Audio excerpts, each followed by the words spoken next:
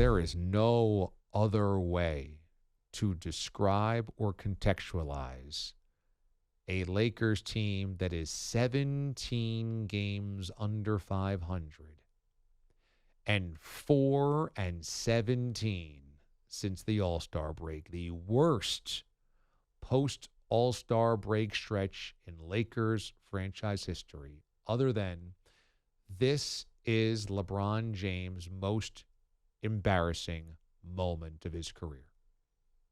This is it. And it's not totally his fault. In fact, it's not very much his fault. But this is the stinkiest turd that LeBron has ever been attached to. This is way worse than being eliminated by the Celtics and ripping off your jersey in your final game as a Cav. This is way worse than the decision. This is way worse than anything that has happened in between his rookie season and today. Today, a team that LeBron James played on finished 17 games under 500. And out of the play-in tournament, there's 10 teams now that'll make the playoffs every year in each conference. Only 5 don't make it. LeBron's one of those 5. LeBron and Anthony Davis and Russell Westbrook are on a Lakers team alongside the Kings, the Rockets, the Thunder, and the Blazers as the only team that missed the playoffs altogether in the Western Conference. It's humiliating. It's absolutely humiliating. To put into context, the over-under on wins this year, according to Vegas, was 51.5. The Lakers have 31 victories. They're 20 games under their over-under win total before the season. Now, the caveat, obviously, is injuries here. You can't ignore them. And if you hate LeBron, of which I'm sure there's some of you I'm talking to right now, this is the ultimate black eye. See, LeBron's a loser. See, LeBron can't do it anymore. See. And you have to be honest. You have to be fair that LeBron's injuries this year and the time that he's missed, combined with Anthony Davis's injuries this year, which was almost the entire season, was a huge part of this. LeBron, AD, and Russell Westbrook only played together 21 times this season. Total of 21 times. Now, they weren't great when they played together, just slightly over 500. But out of an 82-game season, they played 21 games together.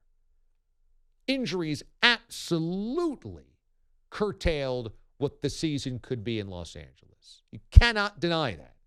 And if you dislike LeBron, it's easy to ignore that. But you can't. You can't. But if you love LeBron, you also can't ignore how joyless and miserable this season has been in Lakerland. And to me, this Lakers season was actually the perfect encapsulation, the perfect symbol of LeBron's career. LeBron had to overcome the flaws in his own roster building. Once he left Cleveland the first time, he realized, I can't be anchored to a franchise and a GM that I don't trust. I can't just be great and hope that they get it right. I need control. And so when he went to Miami, he had Dwayne Wade recruiting him, Pat Riley recruiting him, and he recruited Chris Bosh. And he had a say in what the team looked like. When he left Miami, it was because he wanted more control, that Pat Riley wasn't going to cede all control. So he left to go to Cleveland. And there, questionable roster decisions. They paid a lot of money to J.R. Smith. They paid a lot of money to Tristan Thompson. They traded a lot for Kevin Love. Were those guys champs? Yes. Was there better options out there? Probably. But what were you going to do? Argue with LeBron? He brought you to 4 consecutive NBA finals. He was the single best player in all 4 of those finals. He only got 1 championship out of it, but he ran into a Warriors team that was loaded with Kevin Durant to the back half of that. What are you going to do? So he leaves there and wants to go to Los Angeles. And again, are you not going to give him control? Are you not going to give him a say? Because you could be the Lakers and keep spinning your wheels to try to be competitive by building something, by drafting and developing. But ultimately, you have LeBron with the caveat, he gets control. He and Maverick Carter and his crew get to tell Rob Pelinka mostly what to do. Are you going to say no? LeBron did that. LeBron got Anthony Davis to be on board, to want in, to force his way out of New Orleans. And it worked. They won an NBA championship. It worked. But this year, this version has been an absolute disaster. Last year's version was kind of a disaster. And the disaster has been, by and large, that Anthony Davis doesn't play enough basketball games. When AD is healthy, AD is great. AD is not healthy enough. When AD is out there, AD is actually, properly at his peak powers, the best teammate LeBron's ever had, the most talented teammate, even more talented than when LeBron got Dwayne Wade. But AD doesn't play enough basketball games. Didn't play enough last year. Certainly didn't play enough this year. And when they won the NBA title in the bubble, they got a huge break for AD to come back healthy. They played that NBA Finals, in September or October? I mean, he got the entire summer off.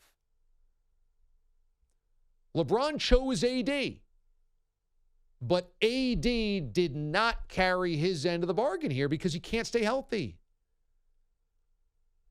LeBron then chose Russell Westbrook. Bad choice. Milk was a bad choice. Terrible. Russell Westbrook was supposed to come in this year and stack stats, pack box scores, do all of his stuff in the regular season so that AD and LeBron could rest and they would still make the playoffs and then get together, superpowers unite, turn on the magic power rings, and the playoffs are here and we've got our full complement of players, then we turn it on. Never got there because AD didn't play any games this year, and Russell Westbrook, when out there, was a disaster. Couldn't shoot, couldn't pass, couldn't run, wouldn't defend. The building of the roster was the problem. People will look at LeBron James and say, look, he's a bum. He's finally a bum. LeBron at 37 years old is averaging 30 points a game. It ain't LeBron's fault, not from a basketball standpoint. LeBron averages 37 and 6 at 37 years old. This ain't LeBron's basketball fault. It is LeBron's roster build fault because LeBron thought that this team filled with guys he was familiar with, a bunch of veterans, the old guys could run it and run it well, and it couldn't. And by virtue of this, he is attached to a flaming pile of poo-poo. They've been joyless. They've been put upon. They've been frustrated. They've been sad. Their body language have been a mess all season long. They've wanted Vogel out. They've wanted Pelinka to make trades at the deadline. They've wanted this. They've wanted that. They got none of it, and they stink. So you can't escape it. LeBron's on this team. LeBron helped put the team together, certainly. LeBron pulls a lot of levers, and he's stuck with this stench. Frank Vogel's going to get fired after the season. I think the bit from the Lakers brass was, we're going to make a change midseason. We're going to make a trade midseason to save something that is unsalvageable. Let's reboot the offseason. Vogel's going to get fired. And so now it becomes, who's the next head coach? Some have said Quinn Snyder, who was a Lakers assistant. Some have said Doc Rivers. Is this even an enticing job for a good head coach? Snyder's had success before. Doc has won an NBA championship. Some people think Doc and James Harden can't coexist, and so Daryl Morey would get rid of Doc in Philadelphia. I don't know if this is a good situation to coach.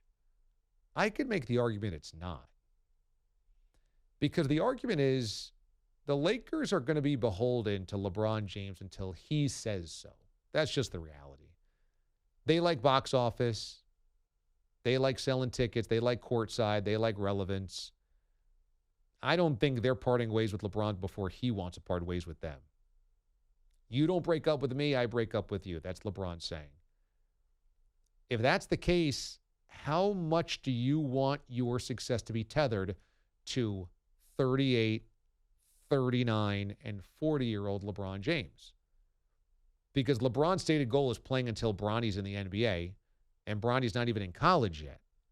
So it's going to be a couple of seasons now before LeBron then goes wherever he wants to go to then play with Bronny.